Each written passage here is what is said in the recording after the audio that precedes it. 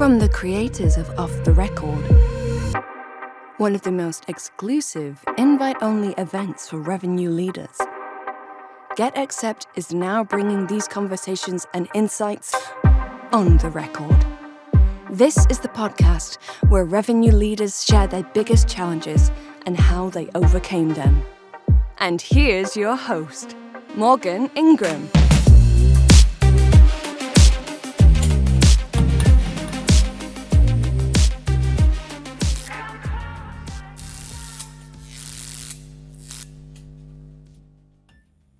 Imagine you're at an organization that's running smoothly, but then you decide to make massive organizational shifts that are great for the long-term success of your business, but could potentially impact the morale of your sales reps.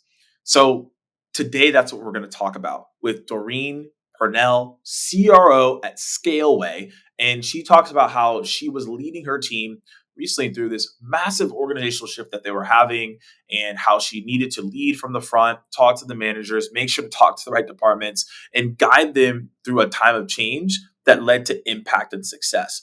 So she is going to talk about the obstacles that she personally went through. We get, again, very in-depth here. And then also her playbook for success on how they're moving things up and to the right, which is what we all like as sales leaders. So hopefully you all enjoy this conversation. We'll see you on the other side. Okay, y'all, as you know, on these episodes, before we dive into the challenge, what they learned through the challenge and how they've grown, we always like to ask a fun question in the beginning. So, Doreen, you're not prepared. Not prepared for this one at all. You're not prepared for this at all. All right. No. We've done some research. Okay. I did some research and I was just looking through all the different experiences that you had. And I wanted to dive into something that you did as a side project, which was looks like it was a global commerce project that you did. And I'm curious, when you did that, what did you learn in that experience? What did it teach you about sales, and how has it helped you develop as a sales leader today? Yes. So it was a side project where I was selling goods and services on a website and company that I created myself. So I did a side projects because I had my full-time job on the side. And I learned many things, that it takes time and energy to be an entrepreneur. And I did it as well to help basically people that wanted to relocate, study, and live abroad. And I had such chance to be able to do it myself. And I learned as well that you can fail every day, but win every day too. So on the same day, I would have those elevators of emotions of, yes, I signed this partnership with booking.com. And oh no, the client told me no. And so it was really to adjust the emotions of running everything alone. I had no team. So I was getting the good and the bad news within sometimes the same hour. So It was really this perspective. I did it for 2 years. I really enjoyed it, but I knew that my true career and ambitions would be in enterprise sales and not on my own.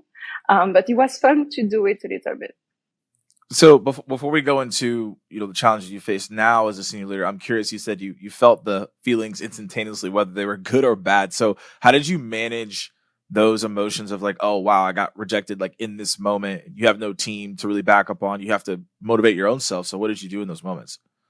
Yeah, I think it comes with kind of a self-energy to kind of canalize the good and the bad and to not get too excited when it's positive. So it helps you to not get too disappointed when it's negative.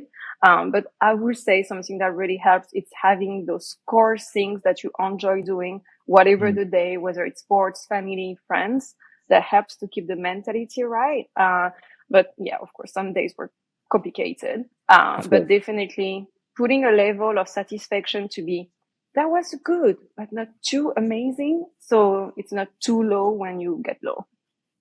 No, I love that. I think that's always you have to have a steady mindset, like embrace like, okay, this wasn't the best, but how do you move forward, right? And see that success. Well, that leads into our first phase of this conversation, which is challenges. So, you've been sales leader at multiple different organizations. Now you are, chief sales officer, CRO now. Could you walk us through a challenge maybe you faced as a senior leader, and then we could talk about how you've overcome that? Yes. So the one I would like to talk about today is the challenge of moving a company culture and strategy from one place to another. So what we did is we had a product-led strategy Mhm. around more a self-serve service, and we decided to go on a sales-led strategy that would be more oriented towards enterprise clients. And so you can imagine internally the change of mindset that you have to put not only for the salespeople, but as well the product, the tech team, the type of hiring that will change. So from that decision, it takes on little and big challenges. So so what was the first, I guess what was the first step in realizing, okay, this is a challenge to address that to the team because they know that things are going to change? So I think the first challenge, so after, all the analysis, the study to know, okay, this is the right thing. The data is telling you you're going to make more revenue. You're going to be more stable and so on. The first thing to do was to communicate the change, but the change with a roadmap and Mm. not, sending flowers to myself, but I think that was a very good move, to put everyone in the room and being like, be ready for consistent change. You're going to have these kind of changes. Step one, quarter one, step two, quarter two, and putting to them what's going to change, not only in their day to day, but the tooling that we're going to add, as well the people we're going to hire, the little things and the little routine in the day to day that will change. And it was a full day of presentation. And at the end, they were able, everyone to share their ideas on things they were worried about, things they were excited about. And I think just to have this people moment, having a clear roadmap of decisions and, the full year of changes, at the end, it was a lot of changes, but it felt like one change and those micro changes below it. I like how you said that there's a roadmap, not like, hey, we're going to change everything and, everyone freaks out. Like you showed that this is where we're going to go. But I am assuming throughout that process, as you were mapping out what the changes are, people probably felt like, what's going on? Can I have a job? Am I going to make it? So I'm assuming throughout this process, one of the challenges probably was people had a certain mindset of what they've gone through to be successful, and now they have to change. So how do you address people who potentially can be naysayers? Or you could also tell us, were there any A players that were also naysayers in the change as well, and you had to manage that? Yeah, it's a very good question. So you have people, and I will take the example of top of funnel. Mhm. It was a self-serve company, so a lot of inbound. Can you move someone What from an percentage of inbound was it? Just so everyone knows, was it like a lot of inbound? Is that like 70%, 80%? Like what was the? Oh yeah, it was like Okay. 90% inbound. And it's like saying to your SDR, BDR, whatever the naming inbound, now you're going to go outbound and you're going to cold call. Yeah. And you don't do that, right? You help them through the change, you train them. Some people are not made for it. So you find other solutions for them and you hire the true hunter, the true outbound player. And we had those cases, like you were mentioning, someone that was an A player in a self-serve environment, product led. And we wanted to make sure that they will not fall through being a C player, but finding a way and training and showing them how it's being done with a few quick wins that we were able to Mm. put in front of them. And we all had network events. So it was super reassuring and very exciting, because when you go through that phase, you see as well the potential revenue, the Mm. potential of brand awareness and everything that will go through that change. But of course, we did have those kind of people that I am super successful now. What's going to happen to me? Or the other way around. I'm not doing well. What's going to happen if it changes again? So that's why we started with the people and then we put the process and the rest in place. And I did one-on-ones with everyone in the team, Mm. really to ensure that they will know me. I will know them. We will have trust a little bit, because everything happened within my first months that I arrived. So we always say, you have to, watch an organization and make changes. I didn't do that. So I watched the organization from behind before onboarding. I had 3 months a bit, underwater. So I knew where I was coming, but the team didn't know me. So it was like this phase of, I'm going to change your word. It's been a month. But if you wait, then you're wasting time, and one thing you will never have back. So we prefer to hold hands and hug each other and be like, okay, trust me. Yeah. And, thanks to my background too, it did help, to have those companies behind and, having this core, let's say, background that was a bit reassuring. So, okay, so those are the reps. That's great. What about the managers?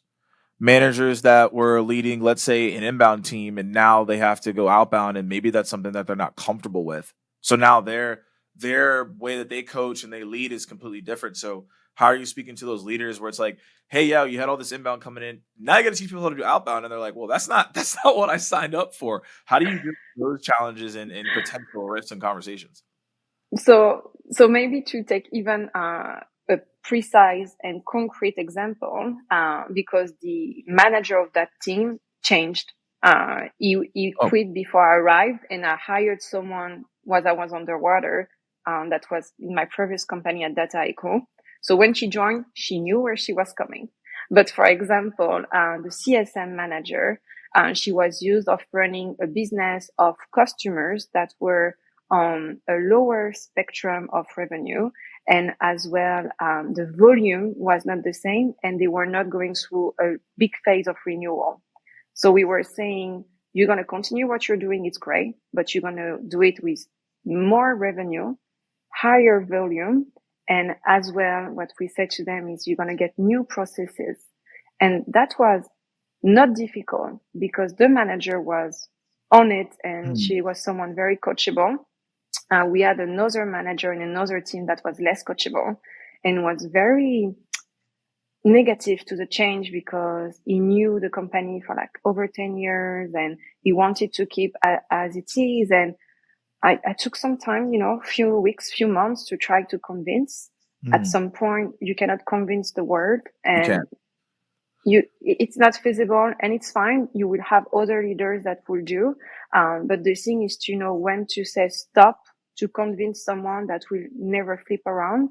And sometimes you have to agree to disagree and to agree with someone else to agree, because the core leadership team of the C-level, it's everything. You have to make sure everyone is on board. If we are on board, if we are a strong core leadership, the team feels safe. And that's the main thing at work, right? You want to feel safe. Yeah, so that's a really good call and making people feel safe and comfortable going into the next piece. You said one thing is like stop to convincing them. Like, at what point do you stop? Is this like a 3 strikes and you're out type of rule, or like when you're like, okay, I'm gonna stop convincing them and they're just gonna do what they're gonna do? Like, how does that work? So I think it's as well a judgment call. If you see, like, let's take a train. Okay, the train has moved on to sales-led strategy, right? You have that person running, sweating out. It's not me that's going to get tired because my train is a super fast train. We are in a fast-paced environment. We are now doing a lot of incredible things with AI. This person gets tired quicker than I am because he's running. I'm on the train. So with those big changes, what I was in front of is that people getting tired of fighting, whether me being tired. So it was more to settling and being like, you're unhappy, you're wasting time for your next train where you will enjoy and find again a self-serve company, find again what you want to do. And the place has changed and is something as well to accept. But human being in front of change, it's the most difficult things. And you can read 10,000 books about it. If you haven't really lived it and be in front of those people, being tenacious, which is normal. It's what they love to do. Yeah. And it's just to make sure at some point you just take their hand and be like, the train has left. Like, settle. And it's not a matter of months or strikes. It's more at some point, if I see someone tired, it's more to say you're fighting against something that is already fought for. So I think it's more a human approach to find compromise.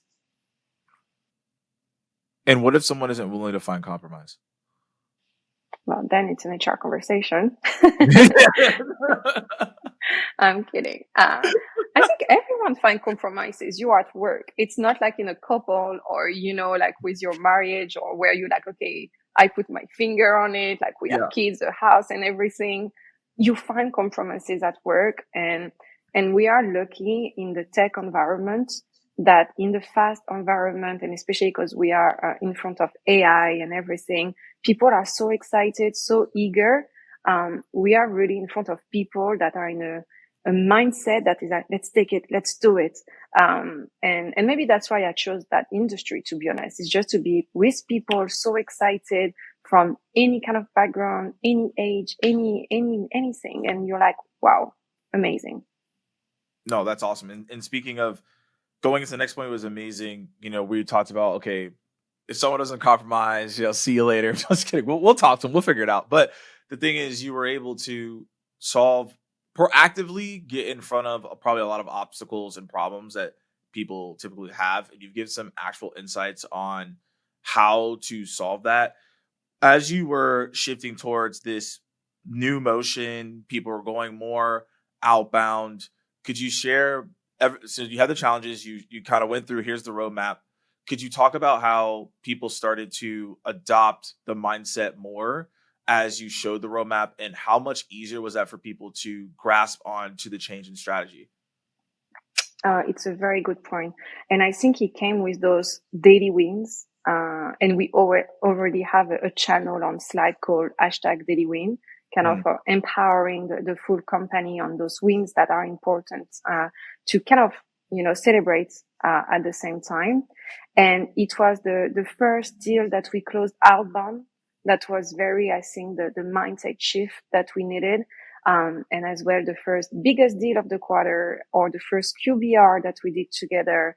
And, all those little first, I think that was super anecdotic, because then now, I've been taking pictures at all those QBRs, and at the last QBR, I was like, look, that was us a year ago. We look so cute. We were so young, because we've been through a year of change. And I think taking everything with humor, but reality shows as well what's important. And then we have the first renewal now, coming up. Yeah. And I think we're going to continue going through those first. We had our first million deal back in Q2, which was yesterday, by the way, but time goes so fast. Through outbound? Was that through outbound? It was a mix, more inbound. It was more inbound through event. But it's like all those big wins that we want to celebrate, and that more than anyone else, with outbound, it takes time, energy, and a very, very good routine. And now we trust more and more on AI, and we just acquired, if I might say, a licensed human linker, which is very powerful, and it's going to help us continue, to go above and beyond and help with the strategy. Is like, we never want to stop change, and it's not because it's been a year. We continue to add those things into the day to day, and it's positive change. The team loves it. No, that's what you want to hear, right? The team loves it. People are moving in a positive direction. Congrats on the deal as well. And you mentioned the daily wins. I want to talk about that a little bit more. As you have that challenge, the channel of daily wins, and people were putting all those things in there. Were people coming in saying, okay, now that we're seeing these daily wins, they wanted to start doing more? Did you start seeing like the momentum of being like, wow, okay, so-and-so's doing that, like I want to do that now? And did you see overall just, let's say, activity and probably conversions went up too, because people are like, I want to be recognized in that channel for the daily wins? I think so. And I think positivity kind of drives positivity, and the other way around, unfortunately. But having those people being, level up to each other and being like, oh, I'm so happy for that team who did that. Oh, I'm so happy for that deal that was closed. And, having the full sales culture of having a gong and, making sure that you get excited and recognized when we have the gong ceremony and all those things. And even for the newbies that join, we have a special recognition for one of them each session. And they really like it because it shows their true talent. And it's a tough and difficult job. And I think having those moments of you are doing good and appreciate it and, feel good about it. I think that's very important. And whatever your culture you're from, everyone likes a little bit of you're doing good. Yeah, of course. Well, why would you not? Exactly. As a leader, you said you've been through things like this before, but if you could talk about a couple things that helped you grow as a leader as you were going through this change and how you've evolved as well. Yeah, I think what helped me a lot is being next to other leaders, to be very honest. My CEO, for example, came in my CTO, to really learn their day to day, even though it's not revenue focused. I think being close to them makes me stronger, especially because at first I was not from the cloud environment. I learned it from scratch, and I think that helps me to be like, okay, that's my weakness. It's not their weakness. Let me take it. And you learn together. And a little anecdote, the last all hands, with my CTO, we switched roles. I presented the engineering roadmap, the product You're an roadmap. engineer. I was the CTO for an hour. I sweat so much. I was so uncomfortable. But and he did the same thing with the revenue. He presented the numbers and I think that shows how strong we can be together and without being humble or bullshitting or whatever. I would not be at where I am without those core leaders next to me. And I think that's why it takes a village to really have a full company. So throughout those challenges, not being alone and having a few mentors from back of my old companies definitely helped me, having this sounding board, being like, okay, Gregory, what do you think about that? I'm doing this strategy. Would you have done already indirect selling into that deal? Like few little things, reassure me and knowing you're not going in the wrong direction because others would have done the same, I've actually never heard that before where the sales leader or marketing leader will go and talk about like a CTO and how they would present, and then a CTO doing vice versa.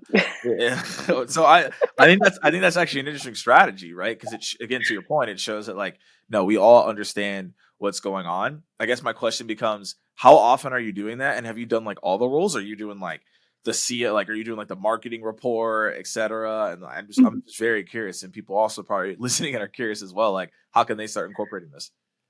No, it was the first time we did it and Okay. we had a very good response. We're going to do it again for sure. I used to run marketing too, so I think I feel well in my shoes, but I would love to do the same thing maybe for HR or, any other topics. And even for the audience, I think it's better because they are more on edge, being like, are you going to do it? And really listening and even a bit teasing, it was really fun. I got questions being like, so Doreen, do you think the Kubernetes actions and the new code we're going to put in place is going to be good? Of course, yes. But being out of your comfort zone as Right. a C-level shows as well that, you are taking seriously, but you are as well human and we are here to learn. And you never know. You need a contingency plan. You never know what can happen. We've seen it with the pandemic. So I'm having next week a full training with my CTO and my CPO where we're going to be all three together to have intense training on what we do and on a few basic concepts.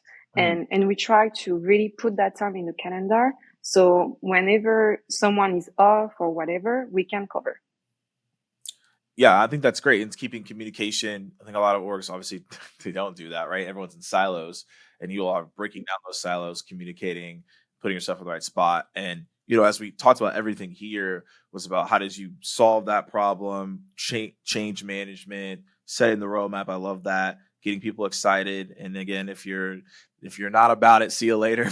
But in more reality, right? As we get to like the last part of this interview that we're having right now, you mentioned that the leaders that you've worked with had an impact on your career. So could you elaborate a little bit more? Like, what are like three things that, from a career standpoint, you're like, okay, I after overcoming this challenge, after looking at all the things in the change management, here are three things that I learned that now moving forward, I'm going to execute in my sales leadership role. Yes, I think the most important thing that I learned was from one of the leader at Facebook at the time, now Meta. It was to be a founder in anything you do, whatever your job title, and BDR, AE, CSM, be a founder. Take it as your own business, your own responsibility, own your own roadmap. There is nothing into, I love roadmaps, maybe too much, but nothing against having your own career roadmap and your own monthly roadmap of tasks, and, ensuring you're organized and treating your job as the founder. And that takes it to another level. And it's one of the key pillars of the culture we put in place at Scaleway, is to say, pillar number one, you're a founder. And the second advice I got, it was really from Box, Aaron Levy, the CEO. He says to everyone, if you can talk to your grandma about what you do and do it with any of your clients the same, you're already earning, but you have to GSD, you have to get shit done. Yep. And it's like finding the pace of your day between I'm taking the time for those things because it's really important, and I'm taking the time to explain everything. And sometimes I just have to GSD and go into it, and finding the balance, finding the point where you cannot anymore. Yep. And it's difficult. And when you are early in your leadership career, you always want to continue. Don't want to give up on someone, etc., or on a project. And it's really healthy to know the point where, no, it's over.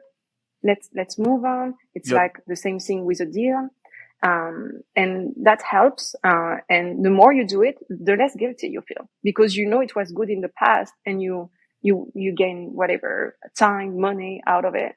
And the third one, that I learned, and I think that will be beneficial, is to, when you make, and it's like very normal to say that now, but when you make a decision, put data in front of it, always. Each time we do something, there is always a dashboard, always a ratio, always a number, making sure to say, we are going there because of that. We are changing this because we saw that this was not working, or, making sure that as a human, we don't do everything by emotions. Like, we are animals, so it's normal. We want to do everything by emotions, by liking, but always putting numbers in front of a feeling or a gut feeling. It's really important. So make sure you have logic, make sure you're getting stuff done. I like the be a founder piece. Simplify the messaging that you have. Two lasting questions I actually have before you wrap up here. You mentioned that you obviously want to, in all facets really, to make sure that you can get stuff done, right? And so as you're in this role as a chief sales officer, is it what you thought it was going to be, or do you find yourself even more in the trenches than you thought you would be? Yeah, no, I'm going to be honest. I thought it would be less of being in the trenches, but you are even more. Yeah. Like, you are in core of the deals. You're going to be but not all of them, maybe two of them, but you're going to be really into it, and you're going to really stress about it, like the AE. And on the other side of the spectrum, you're going to go to your board and be in the trenches, but for everyone else in the company, and defend that little thing that's really important, because you cannot pick all the battles. You have to choose your battles. And I think we all have different perception of what it is to be CRO, CSO, but it is really to lead a bigger scope, but having the human responsibility of the full company, not only your team.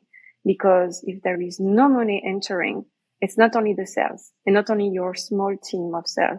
It's going to be the entire company that's being in danger. So that's really enjoying, because I do, the pressure of this, and making sure that you stay on earth with your team, approachable, because when there is an issue, you don't want to be too far away. And I'm super happy to be in the trenches, and that the team comes to me and put me in meetings when they feel they need to, even though at the moment you're like, but like it's important.